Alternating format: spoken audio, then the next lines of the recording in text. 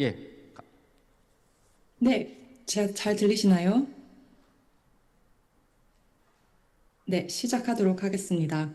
먼저 이 자리를 빌어 세계 해양 포럼에서 특별 세션에서 이렇게 여러분을 뵙게 되어 대단히 반갑습니다. 저는 오션스5의 박태현이라고 합니다. 저는 발제를 영어로 준비했습니다. 그러면 발제를 시작하도록 하겠습니다.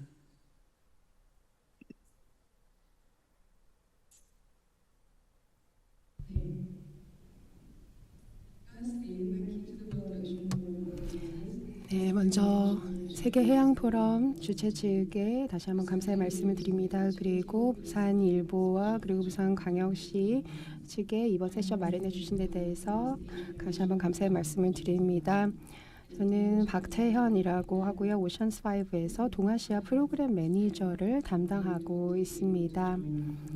제가 직접 가지 못해서 죄송합니다만 온라인으로라도 참여할 수 있게 되어서 기쁘게 생각합니다. 오션스5는 해양 보전을 담당하는 해양 보전을 전문으로 하는 그런 단체입니다. 그리고 다른 NGO들과도 당연히 협력하고 있고요. 이를 통해서 우리 해양이 당면한 여러 이슈들 해결에 앞장서고 있습니다. 지속가능 수산업, 그리고 해양 보호구역, 그리고 기후 변화 같은 것들이 있습니다. 그러면 Our Oceans 컨퍼런스와 관련해서 왜 해양이 중요한지에 대한 말씀을 먼저 드리고자 합니다. 아까도 잘 발표해서 말씀해 주셨습니다. 우리 바다는 지구의 70%를 덮고 있고 우리 지구의 경제에도 중요한 역할을 담당하고 있습니다.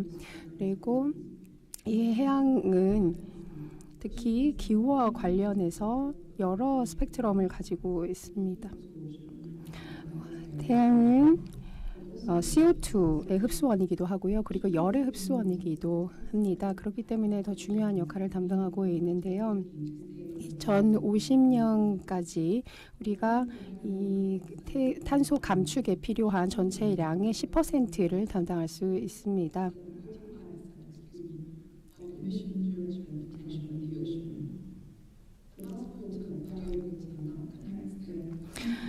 그리고 각 대륙을 연결해주는 이 바다는 여전히 교역에도 중요한 수단입니다. 전 세계 교역의 80%가 바다의 해상을 통해서 이루어지고 있습니다. 그리고 또 일본 그리고 전 세계의 40% 인구가 연안 지역에 살고 있습니다. 그리고 경제 활동 역시 해양에 관련된 것이 많습니다. 그리고 전 세계 가장 가난한 인구들이 꼭 필요로 하는 단백질 공급원이기도 합니다. 그리고 전 세계 6천만의 인구가 어업에 종사하고 있습니다. 그래서 지속 가능 어업이라는 것은 단순히 환경뿐만이 아니라 경제에도 중요성을 가지고 그리고 또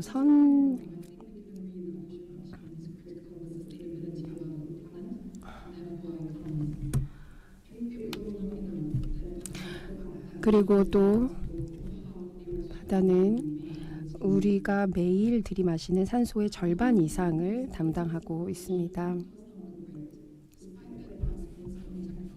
기술이 계속 발달하고 있지만 계속해서 석유화학업도 성행하고 있습니다.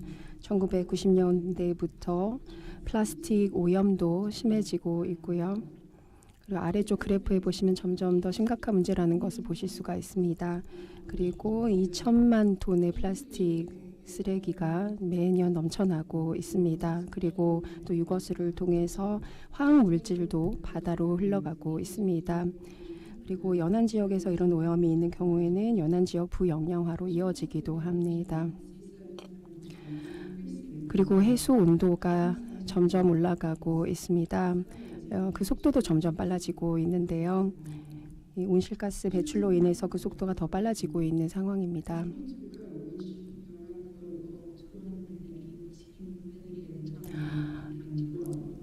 그리고 2억 8천만 톤의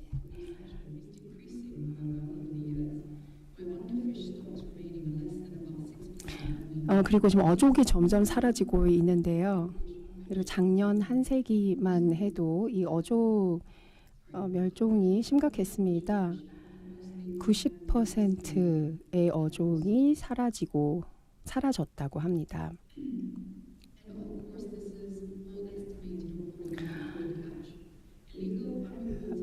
물론 이것은 다 이제 기록으로 저희가 파악할 수 있는 수치만 그렇고요. IUU까지 포함을 하게 된다면 수치는 더욱더 심각할 것입니다. 물론 이것도 보수적으로 잡은 수치이고요. 이것이 100억 유로의 손실로 이어지고 있다고 합니다. 그런데 이런 지속가능 발전, 아까 14번 목표를 보셨는데요. 이런 목표를 중심으로 여러 커뮤니티 차원에서 움직임이 일어나고 있습니다. 특히 그 하부 3번 타겟을 보면 2030년까지 우리가 이 목표를 달성해야 한다는 얘기를 하고 있습니다. 여기에는 기후 변화에 대한 대응도 포함이 되어 있습니다. 하지만 이런 목표에도 불구하고 계속해서 위협은 지속되고 있고 더 많은 주의와 행동이 필요한 상황입니다. 이런 위협에 대응하기 위해서 Our Ocean Conference라는 것이 창설되었습니다. 2014년 미 정부 존 케리의 리더십 하에 탄생한 컨퍼런스인데요. 전 세계 정부로부터 행동에 대한 공약과 여러 솔루션들을 제안받고 있는 컨퍼런스입니다.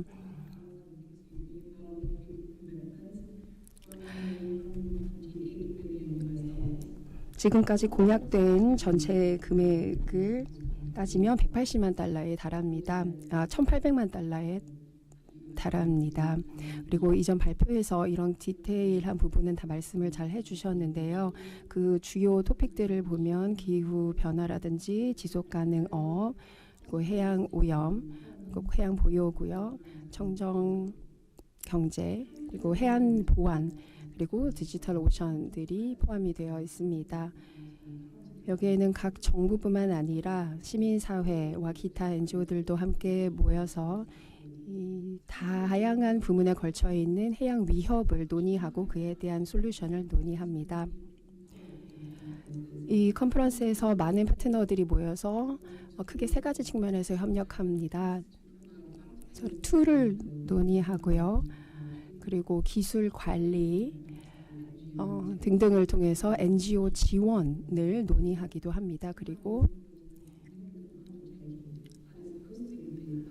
그리고 이 Our Ocean Conference 가장 중요한 바로 행동 강령, 행동 측면을 논의합니다. 4월에 이제 아까 말씀하셨듯이 2025년에 부산에 열리게 되는데요. 디지털 오션이라는 새로 추가된 섹션도 아까 발표해서 확인하실 수 있습니다. 그럼 이것이 왜 중요한 컨퍼런스인가? 우선 동아시아에서 열리는 가장 최초의 Our Ocean Conference가 될 거고요. 한국은 해양 강국입니다.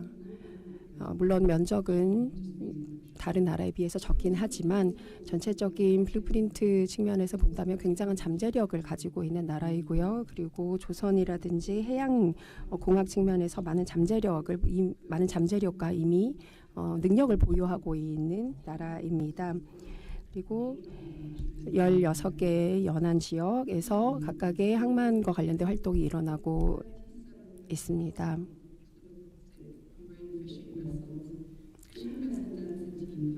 그리고 일시당 어선 밀도도 굉장히 높은 국가이기도 합니다. 싱가포르의 17배이고요. 노르웨이 12배입니다. 그리고 지속 가능한 에너지 전환도 특히 주목할 만한데요. 2050년까지 이제 정해놓은 목표에 착실하게 진행이 되고 있고요. 그리고 또 위험에 처한 여러 어족들에 대한 보호에도 앞장서고 있습니다. 그리고 또 한국의 석유화학 업계 역시 인정을 받고 있는 업계입니다. 또 플라스틱 오염과 관련해서도 한국에서 법을 제정하고 조치를 취하고 있는데요. 이 역시도 아마 컨퍼런스 유치에 큰 역할을 한 것으로 보입니다. 한국의 리더십을 전 세계에 증명할 수 있는 기회라고 생각합니다. 그래서 2025년이 큰 의미를 가질 것으로 보입니다. 2025년은 아까 또 말씀드렸듯이 2025년 이후에 또 니스에서 있을 Our Ocean Conference의 중요한 모멘텀이 될 회의로 보입니다. 그리고 공해 협약도 논의가 될 것으로 보이고요. 그리고 지속가능 발전 역시 2025년을 계기로 큰 모멘텀을 가질 것으로 보입니다.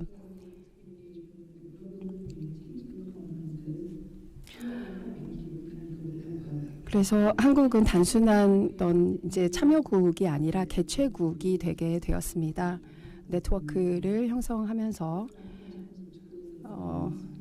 여러 기여도 하고 있는데요. 특히 과학 측면에서도 우리가 많은 기여를 하고 있습니다. 투명성과 지속 가능성을 이 전체 과학 영역에서 확보하기 위해서 노력해 오고 있습니다. NGO와 여러 정부 관계자들과 함께 협업을 통해서 새로운 툴들을 많이 시도해 보고 사용해 오고 있습니다. 여기 스크린에 보시면 아까 말씀해 주셨던 30 by 30 이니셔티브와 관련된 그림인데요.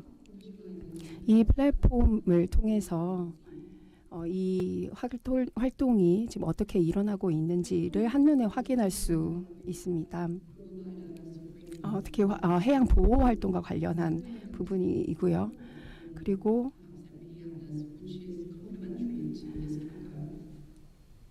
또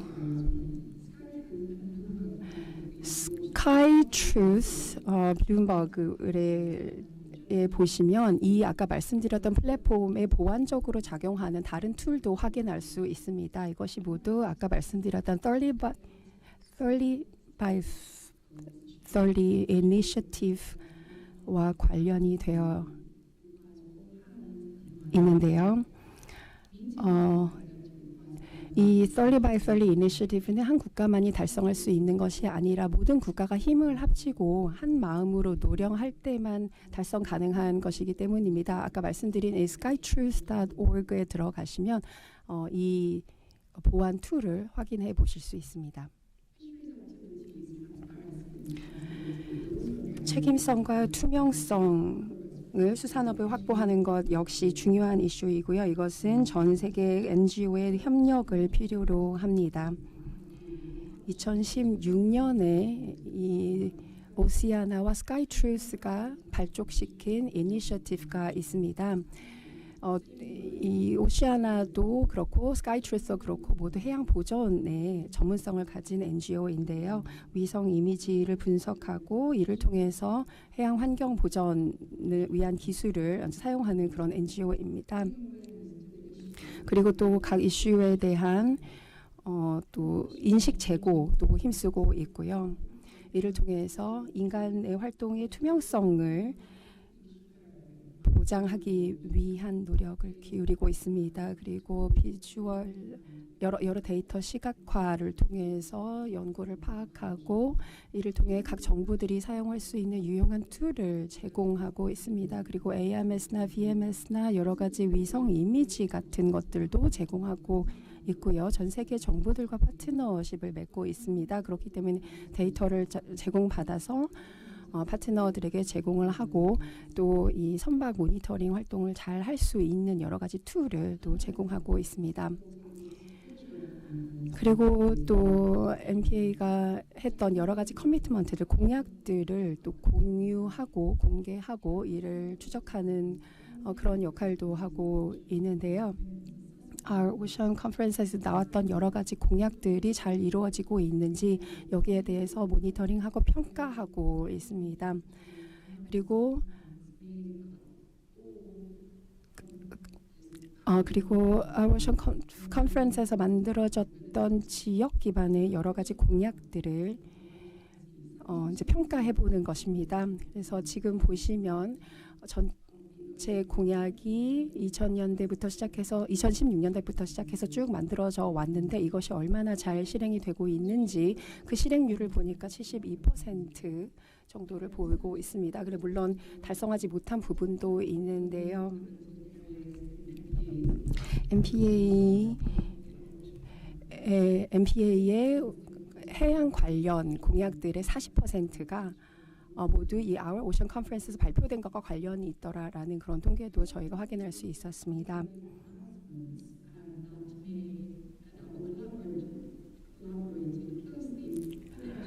그리고 NGO들과 전 세계 정부들과 잘 협약을 하겠다라는 그런 공약도 있었고요. 그리고 협력을 위한 여러 워크숍이라든지 미팅도 이를 기반으로 잘 준비될 수 있었습니다. 2017년에 몰타 컨퍼런스가 있었는데요. 아드리안 해에서 이 지중해 지역을 먼저 정의를 해야 된다라는 논의가 있었고 여기에서 만들어졌던 공약들이 얼마나 잘 지켜지고 있는가를 최근에 Our Ocean Conference에서 추적해 보았습니다. 사실 이 공약은 최초로 커뮤니티 기반으로 탄생한 공약이었고 마다가스카라든지 기니 같은 경우에는 2030년까지 전체 공약의 30%를 달성하겠다라는 공약을 한 바 있는데요. 그리고 또 팔라우 같은 경우도 전체 영역을 MPA로 지정하겠다라는 그런 공약을 한 바 있습니다. 이것이 이제 물론 해양 지속 가능성의 일환으로 만들어진 공약이었고요. 그리고 또 대서양에서 뉴잉글랜드 해안에서 처음으로 하나의 모뉴먼트를 만들겠다라는 공약을 한 적도 있었고요. 그리고 이 Our Ocean Conference에서 이런 것들이 잘 이행되고 있는지 그 공약 이행 여부를 다 추적하고 그 이행률을 평가하고 있습니다. 이 Our Ocean Conference에서는 이런 발표 세션과 패널 디스커션이 있고요. 보고서를 검토를 해서 이 보고서를 제출하도록 되어 있거든요. 그래서 이 활발한 참여가 확보될 수 있도록 이런 활동들이 일어나고 있습니다. 그래서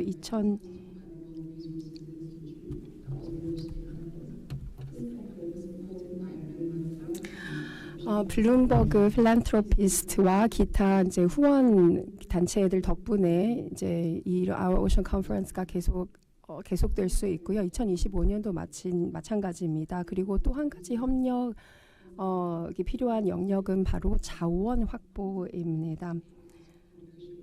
펀드가 있긴 합니다만, 그래서 추가적으로 5천만 달러를 그러니까 이 300만 달러에 추가적으로 5천만 달러를 확보를 해야 하는 과제가 있었고 여기에 대해서 현재 힘쓰고 있습니다. 그리고 보전과 관련해서 Our Ocean Conference에 많은 NGO가 참여하고 있습니다만 특히 이 보전 분야에 대해서 조금 더 논의가 있었으면 하는 바람입니다. NGO가 핵심 파트너들과 더 많은 협력을 했으면 좋겠고요. 이것이 바로 오션 커뮤니티를 유지할 수 있는 핵심 원동력이라고 생각합니다. 그리고 오션스5도 한국 관련 기관들과 더 많은 협력을 통해서 Our Ocean Conference 성료를 위해 모두 함께 노력했으면 좋겠습니다. 감사합니다.